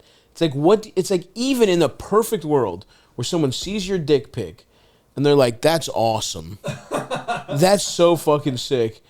Your dick is hard, ostensibly. You're sending a hard dick. Your penis is closer to coming than it is not coming. So someone would have to receive the dick pic and get in their car immediately and speed over to you. Yeah. Unless this person's like your downstairs neighbor, what are you getting out of sending a dick pic? They're not gonna get there in time for that erection to bust. Well, I think with this person, it's not even about like the action of like hooking up from that. I think it's just the rush of someone seeing it and like having an opinion. Yeah. And like what they're thinking. That is true, because I see the big thing that like OnlyFans girls will do is dick ratings. Yeah, but you know that a lot of those like popular OnlyFans girls, it's just some guy like Eldis like replying to it. That's awesome. Wait, did I tell you guys? I've talked about this somewhere before. No, I don't remember where, but I subscribed to this guy's OnlyFans. Oh, hell yeah. Oh, I was talking about it with Annie Letterman. Okay. And I didn't mention this part because I'm like even nervous to say it. But he was offering, like, if you send him a photo of yourself, he'll rate it. And I've never felt like more of a sub in my life. I was like, what do you think about my body? Yeah. So you just send him body, no face, or face too? I'm like a prude in that way, so probably no face. Yeah. But then it was also like the circumstance. I was like, it was like the peak of COVID. I was living at my mom's house. Times. So I'm just in like a bedroom at my mom's place. Like, I hope she doesn't wake up. Yeah. And what were we talking? Nudes? Full titties? What are we talking? Probably not. I mean, it was, it might have been some titties. Gotta be. But some nothing titties. else. Yeah. I think that's the right middle ground. Yeah. His titties, no puss to a stranger. Yeah. And what did he say back? I know. I'm trying to think of what if he was like 7? He was like way too honest. I'm like, unsubscribe immediately. He's like 7. Yeah. 7. Yeah. That's, a dick rate is very interesting because it's like, look, a guy just wants you to look at his penis and have an opinion like that, which, by the way, I don't understand. Like, in a perfect world, I guess, I would. Well, my thing, it ain't, you can't see it over the internet. It's an in-person experience. You know what I mean? Like, it's not gonna translate. It's like when a band's CDs suck, but you see them live, you're like, that was pretty fun. That was nice. I'd come back. Yeah. It's not my favorite band, but it's pretty good. But I also just don't understand. I guess I'm just too. I just don't understand paying money for someone to be like, your dick's all right, or whatever. You know what I mean? Like, that's crazy to me. But at least if you're doing that to guys, it's like, the guy's going to come one way or the other. The guy paying you for that just wants to think in his head that you looked at his dick and had, for a moment, processed a hot girl thought about his dick. Yeah. That's enough. But you're playing a risky game asking women to send you their, and you having to be like, that could go really weird. Like, guys, it's 100, maybe a 98% success rate. I'm sure it's difficult to like really pull that off with, although I guess someone might want to be, I don't know. I guess it would just be. I think if you're a guy with an OnlyFans and you're asking and you're offering a service of getting a photo of them and rating it, you got to say 10 out of 10 every single time. But that's the thing is like, that's not true. I wonder if I still have it. Please find it. That would be great if you could still find it. That's the thing, though. Don't you think I think what you'd want is a lie, but a believable lie. Yeah. You don't want 10 out of 10. No. You don't want, it's not 10 out of 10. If he said 7, I'd be hurt, but I'd be like, he really looked. But if you said 8.5, that'd be nice. That's what I'm saying. Yeah. You have to lie just enough. You know what I mean? That's what I'm saying. You're threading a needle rating women's bodies. Yeah. Rating a man's body, you could even say that's a little pathetic dick. Half of them, that would do it for them anyway. Totally. You know what I mean? Like, and sure, there's some women who really like to be degraded, but I don't think it doesn't seem like that's what this guy was going for. That honestly would have been so funny if this guy who got the dick pic just rated it. That would be funny. Yeah. That's the route he took. He's just like, I don't know, I guess like a 6.5. Yeah. Or just like thumbs down. Yeah. That's even funnier to be like, oh, that sucks. Anyway, when's the next time we're collabing? That would have been your power move. Yeah. Is to just let the dick pic live and be like, what the fuck, dude? That's weird. Anyway, we hop in. We doing makeup tutorials or what? So yeah. But anyway, we think you've handled it the right way, and I think if at some point he like sends a photo again, just be like, hey, stop, it's weird. Yeah. But also would love to collab again. But also, yeah. What kind of numbers are you doing? No, I just think personally, I think I wouldn't deal with this guy anymore if I were you. But you know, that's up to you, I guess. But you did nothing wrong, just ignoring it and going about your business. You're brave. You're important. We see you. We hear you. You're not alone. You're not alone. He will not. He will not divide us. He will not divide us. I almost said he will not replace us. It's the white supremacist, anti-Donald Trump. Well, that's what happened. It started becoming like a lot of Proud Boys started infiltrating. Wow. Yeah. Interesting. Let's do another one, Eld. Yo, Stavvy baby. Guest. Maybe. I don't know. Mm-hmm. Hey, eldest, you Albanian day labor. He's cute, buddy. He's salaried, pal. So Thank you very much. It's not going to be about sex like a majority of your audience. But dissing your audience. Yeah. I'm a little bit different than your regular I got sober back in 2016, struggled with it back and forth. Now I have some time together. And I made my amends and like sat down and had conversations and stuff like that, especially with like family members, and repaired a lot of those relationships, at least to the best of my ability. But my question is with like how do I deepen a relationship with my younger brother and younger sister? Like growing up in my family, like we're like just typical white. I think we're probably Irish. Who knows? But we just don't really express emotions or feelings besides like anger. Yep.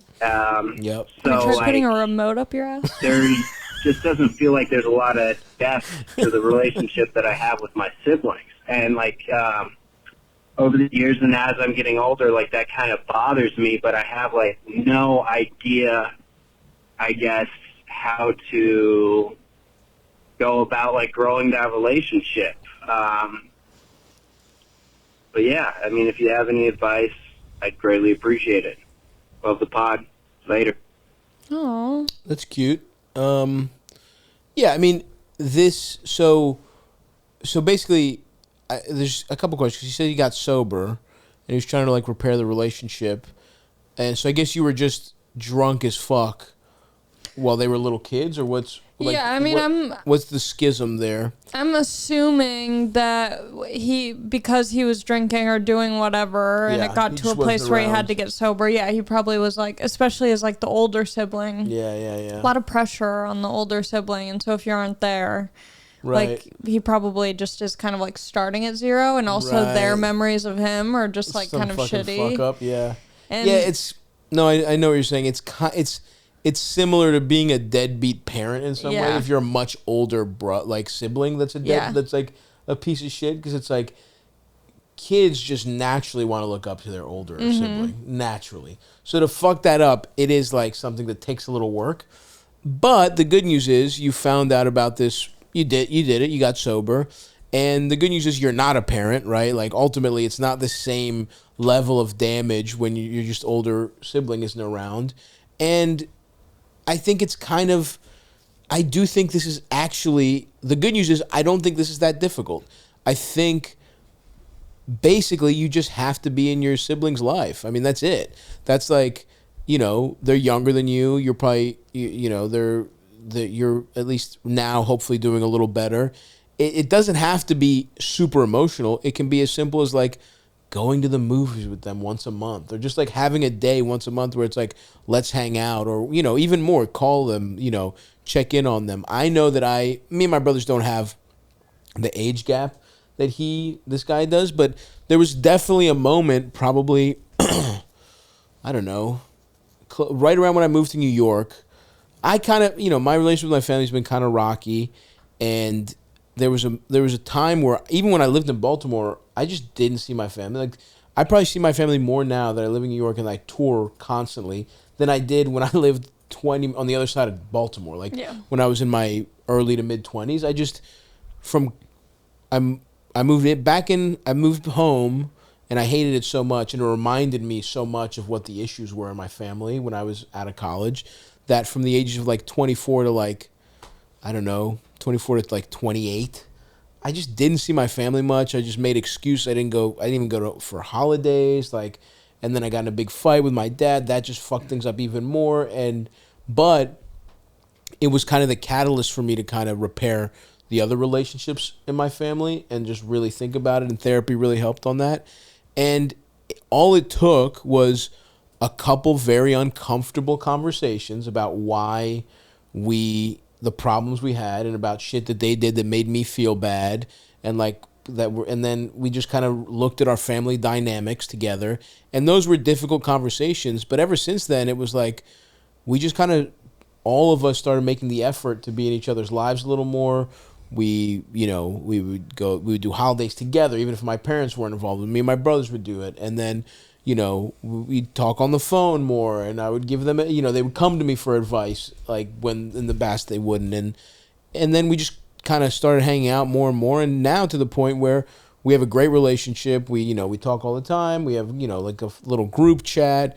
We try and, my little brothers, one's running a gym. I'm constantly on the road, all this stuff. It's hard to find time, but like I go back to Baltimore and make sure to see them for at least a couple times a year. And so it's different than you. And I think in some level, our friend here, it's a little easier because your main obstacle is gone now, right? Like what was fucking him up was his drinking or, whatever he got sober from. I don't know if I missed it. Did he specify? Mm-mm. He just said sober. So anyway, your main obstacle was like not, was probably substance abuse shit. And now it's like, it's really just slowly build up that relationship, take them out, show a genuine interest in their lives. If they're still like in school age, like go to their fucking like, middle school basketball games, like just like hang out with them. That's it. That's all you got to do. And then it will just naturally grow from there. It's like when I repaired my relationship with my family, it wasn't like we were best friends immediately, but after like, after a couple years of like both of us being like, it was clear we were all, into it, and we were going to like, if problems arose, we would deal with them. We just got much, much closer. So I think it's just, I think he's kind of worrying because it's so important to him that it's his siblings. It's like, it's one thing if your old roommate isn't going to accept your amends. Yeah. Right? It's one thing if some fucking dickhead you used to like shotgun Monster Energy drinks with doesn't fuck with you anymore. But like your little siblings, it's different. So, but I think you're good, dude. I don't think you need to worry about it. I think you're just kind of in your head because it matters so much to you. But here's the thing: you have to do that stuff. Yeah. You can't you can't be like a deadbeat divorced dad where you show up and you're like, we're going to Six Flags, and then don't show up for 8 months after that.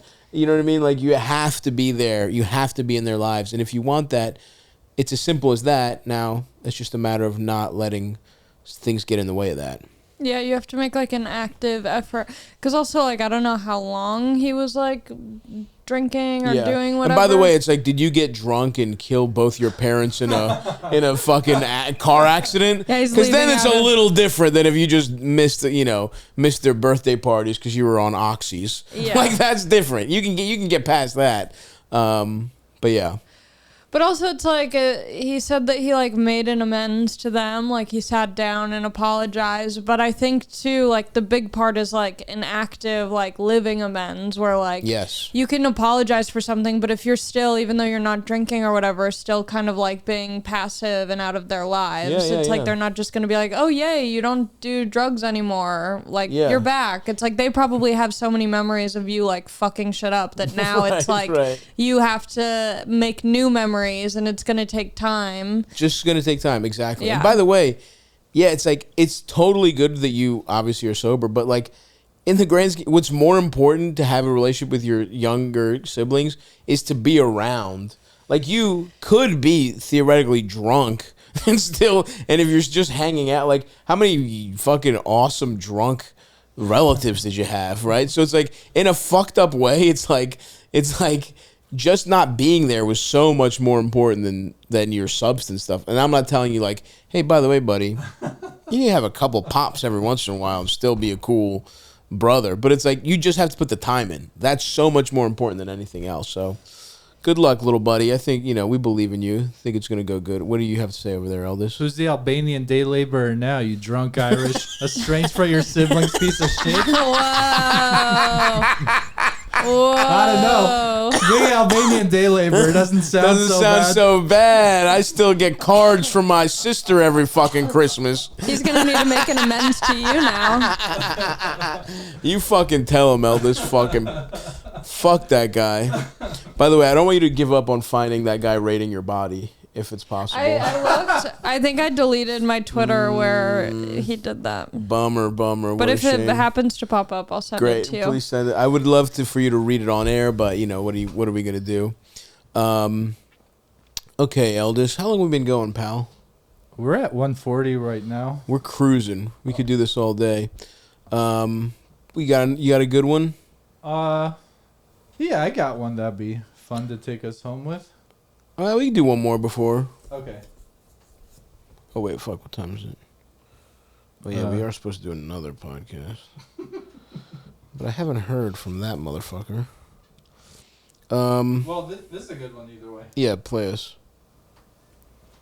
Hey, Stavi. I hope you and my boy Elvis are doing good. Love everything that you're doing. You might remember me from one of your stand-up shows last year. I was the teacher that quit teaching to work at Costco to eat their hot dogs. Oh, yeah. After my 5th day working there, I shit my pants, had to quit. It was a whole thing. That. But now I'm doing a lot better. That was I'm doing work in a job that pays very well. That was in... that was Providence. Providence. Put the little YouTube button on for that. I remember. Yeah, I think we had to blur that guy's face out.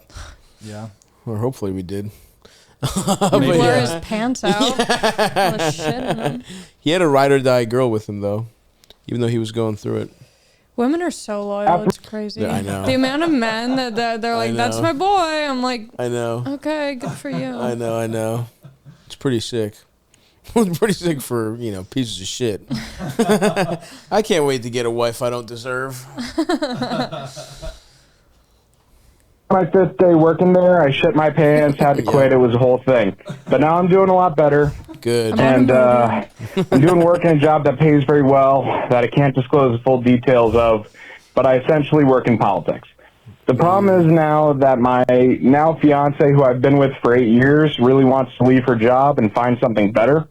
I've given her an opening to get involved in politics with a job that pays very well and falls in her interests with civil rights and stuff, which would be a huge jump from her current job in the arts. She isn't jumping on the opportunity, though, and keeps putting it off, even though it could be huge for her. And I really want both of us to be able to support each other in the near future if we're going to be planning a wedding, starting a family, and everything. What do I do? Thanks so much.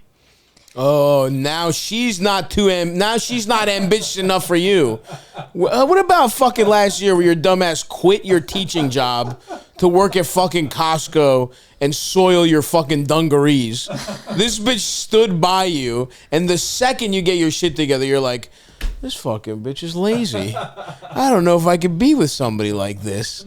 Come on. I mean, you got to give her a little... She let you figure it out, didn't she? She let you kind of wander in the wilderness a little bit. It is kind of fucked up to be like, we got to get serious now that I finally am ready to get serious. You know what I think it is? Please, tell us. I don't think this is even an issue. I think it might be one of those things where I'll say that I want to change, but then when someone gives me the advice to do it, I'm like, fuck you, shut up, I'll figure it out, eat dicks. So I'm like, just give her space, let her vent about it. Yeah. She might not actually even want change. She might just want to complain about something or feel like she needs to make a change. Maybe she just now feels weird that you're doing good, where she was used to being the level-headed normal one, and now that you're at that Things place, have flipped. It might be just a little bit weird for her. So just be like, whatever you want, I support you.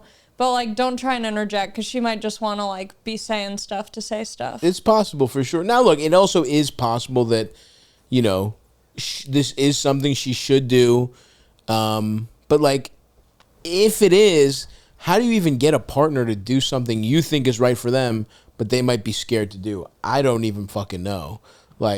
you know, what would you do in that situation where it's like you want to get your boyfriend to have a better job, or like he has an opportunity that he's kind of scared to take.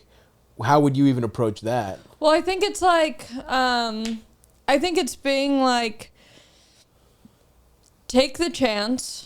Mm-hmm. I'm here for you. I'll support you if it doesn't work out. Yeah. Like, I believe that it will work out, and you just kind of have to, like, get through that. Right.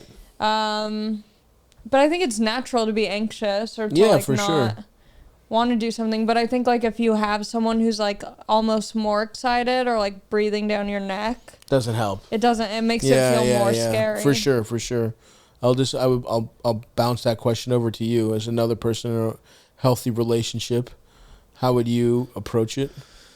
I don't know. I mean, you know, you can't make your partner like do something, even if you know, when it's like about career stuff. I mean, that's just like so hard for everyone to figure it out. And I feel like it's like also rare to, if you are in a relationship, to be like, you know, equally happy with a job or equally unsatisfied, or like there's always like some nuances and differences, and like, you know, I don't think you could like push you can like encourage them, and you could be like, well, take the chance and we'll figure it out, and you know, it's all gonna whatever, we'll like figure it out either way. But you know, if they're not like enthusiastic about it, it's hard to make someone feel that.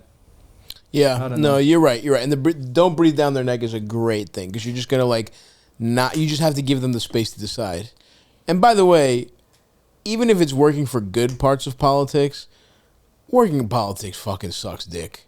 And it's like, if she's been in the arts and it's like, well, now I get to make more money and work in, it's like, or do I want to just keep fucking painting and make less money?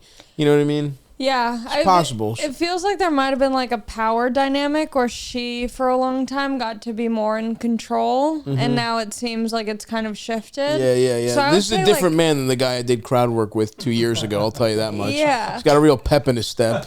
So I'm like, maybe like keep, you know, just shit your pants every few months to make her feel like she still is like a top bitch. True. That's true. Yeah. Eat a couple, go to Costco, have yourself a little hot dog lunch, and then shit yourself around her so she feels like an alpha. Yeah. And that way we're back to even. Yeah, that sounds like that answered your question. But yeah, I think within that last question, we did give you some very nice nuggets of advice, even if we didn't end it concisely. So anyway, good luck. Don't breathe down her neck. Let her make her own decisions. And if she doesn't want to do it, she doesn't want to fucking do it. Take us home, Eld. And do you have anything you want to plug before we finish the show here? No, go to AllieMacofsky.com/shows. AllieMacofsky.com/shows. You heard it here first, folks. It's she just debuted that website. And if Shia LaBeouf is doing another pop-up, you can probably find me there. Yeah, she'll be there. If you want to rate her body, DM her on Twitter. If you have a huge dick and do OnlyFans, I'm sure the guy's dick was awesome, right? It was a skinny long. Skinny long. But it was more like the vibe. It was like him and his like alternative girlfriend. Oh, interesting. It was during the pandemic. Him and his girlfriend. Yeah, it was him and his girlfriend. They're not together anymore. Oh. But it just was like, I'd never seen, I was so used to just like Pornhub porn that I'd never seen just like a couple having sex, like normal sex for the most part. I don't think, see, this feels like a gender difference. Yeah. That would make me sad. No, I'd be like, this guy gets to fuck this awesome girl. This is the part that made me sad, was when they were like, the OnlyFans money goes to our dog food. And I'm like, you can't even buy fucking Purina Chow 1. Yeah. You have to put your pussy on a webcam for dog food? Yeah. That is tough. How long have you been in a relationship now? A little over 2 years. Have the numbers dipped, or are we still going strong? Oh, yeah. We're roommates. We are happily roommates. I love my bestie. We cuddle. Sometimes we kiss on the mouth. But no, we both have like very low libidos. Low libidos. He's on SSRIs. That's a big problem. And I'm just not coming, so... You're still not busting, Well, huh? I started seeing a womb witch. Okay, a vagina fairy. We just got into this? I like to leave on a big... Tell me about the womb witch. She's this woman who was recommended to me by a friend who had some issues. Busting. She's the bus doctor? Yeah, she's the bus mommy. Yeah. I guess she does like a lot of stuff. Like she works with people who have like sexual trauma. Mm-hmm. She works with people who have just like prolapsed uteruses and like weird shit going on down there. And so I hit her up. I said, hey, I can't come. Help. Yeah. And so I've had 2 sessions with her, and she, like, I don't want all the male listeners to get all fucking hot and horny. But she like, respectfully, she fingers me. Respectfully. And it was so funny. No chance this woman has any certification whatsoever. No. She just, like, went on a retreat once. No, there's no pussy certification. Some fucking bitch with crystals in her windowsill is finger popping you. Is she wearing gloves? Yeah, she wears gloves. Okay, thank God. Yeah. Otherwise, you would literally just be getting fingered. It was so funny, though, because she was like, I only use one finger. And I'm like, that makes it better. Yeah. I'm like, you could put 2 in there. That's what you need. There's not like a discrepancy of like, oh, 1 finger's fine. 2 fingers is like perverted, fucked up. Yeah. But the first session, she was just kind of feeling around, getting a lay of the land. Yeah, she was mapping it. It's called like vaginal mapping or something. She's like waiting for the echoes to come back. She's like, ooh, which way is sound bouncing off your big ass pussy? It was so funny because, like, as a dumb little woman, when guys are like, "Oh, you have such a tight pussy," you're like, "Thanks so much." Yeah. But then you realize it's because you're not enjoying it at all, and you're tense the whole time. Anytime a guy is saying you have a tight pussy, the guy should be embarrassed. It should be like, "Oh, I'm not comfortable with you. I'm actively shutting you out." But also, thank you. Yeah. But also, thank you. The womb witch did not have anything to say about the tightness of your pussy. No. She was like, a lot of trauma. A lot of trauma. But then it was so funny in the last session that the last session we had was more of like the session to try and get me like more relaxed so I could potentially have an orgasm. And it was funny because it was feeling good, and it's so weird because it's just like this middle-aged mom like fingering me. And I'm just laying there on like a massage table. And you don't want to fuck her. I don't want to fuck her. Yeah. But I felt so and it started to feel good, and it was so funny because I just started laughing because she was like doing the same movement over and over, and I just started giggling, and I go, you know that you're doing something right now, don't you? Like you're in the groove. And she was in the zone. And she was like, yeah, I can tell. Wow. And I was like, you bitch. The womb witch should give, if she can make people bust in such a clinical, she should give like fingering lessons to men. Well, I did. I said, could I bring my boyfriend here?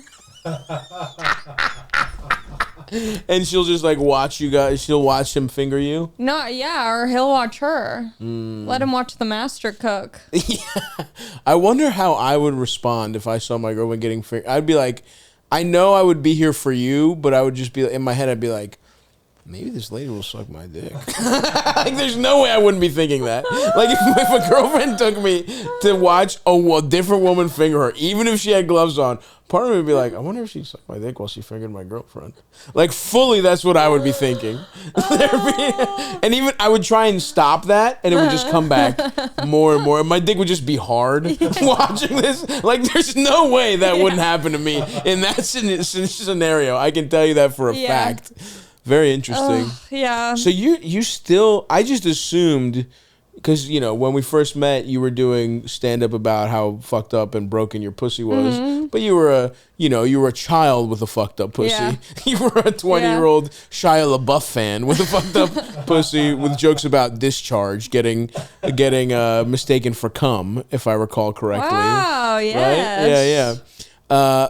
And so, but I just assumed, you know, you grow out of it and you learn to bust, but we're still struggling. You know what I realized though? It's not that it's like broken. It's just that I'm so tense. Like I can't relax. Even with a partner that you actually like. Love, yeah. That you love. Yeah, it's just like, I think too, like I was saying, where I'm like, when I'm hooking up, it's a performance. It's hard to get out of that. Like, I totally understand that. Supposed to be mutually beneficial. In my brain, if I was a dude, I'd be like, this is for me. But in my like woman brain, I'm like, this is for them. This is my way of like, helping and being of service. Yeah.